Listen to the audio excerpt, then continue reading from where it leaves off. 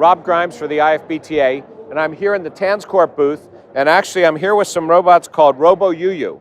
Now what caught our eye as we were walking by was actually what's on the bottom of the sign over here that talks about restaurant assistant. On the other side it talks about casinos and airports and things like that.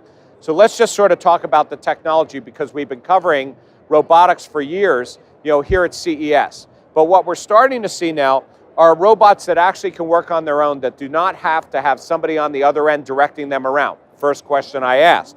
So Robo-UU here actually is the commercial version of it. It's about a $30,000 robot, and it's able to work on its own. It has a camera, you can see it lights up, it has a speaker.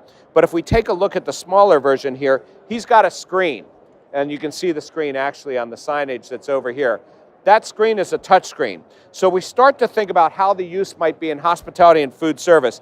It's actually pretty interesting to think about where this might go. We do not need to self-direct the robot. So today, if it's in an airport, it actually through sensors can go up to somebody and recognize that the person's there through facial recognition, which by the way, that in itself gives you the idea that it could actually recognize a person. If you had a VIP guest or you had people that you knew, that could, facial recognition could go a whole bunch of different ways, especially if you're connected to a database that might take you online to match that person up with their Facebook profile or something else like that.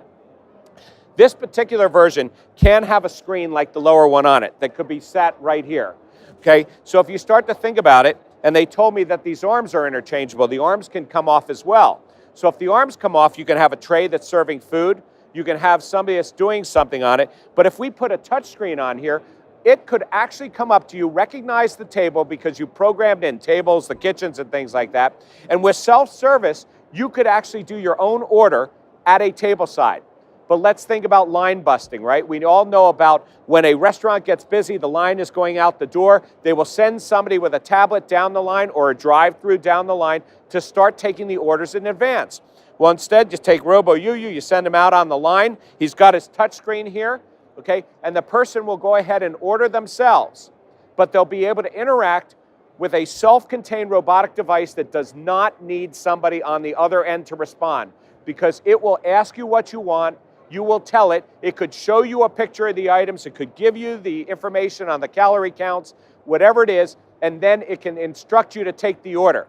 And down the road, I suppose, it actually could just take the order for you in there. So this is a commercial model. I said it's about $30,000, but it has the options to put the screens on. But again, self-contained unit, it's really where robotics is starting to go, and they're already starting to use these in public areas for informational purposes. I see the little guy down here is moving along. They told me that these smaller versions are really for the home and for the family use, but they're starting to see that they can go ahead and do something for commercial use as well. So this is where we're headed. This is the evolution of the robot, but the whole idea of self-contained unit that can interact with the guest, recognize the guest, and then start to give service and perhaps deliver food and things like that is where we're going. Rob Grimes for the IFBTA, here with Robo-UU.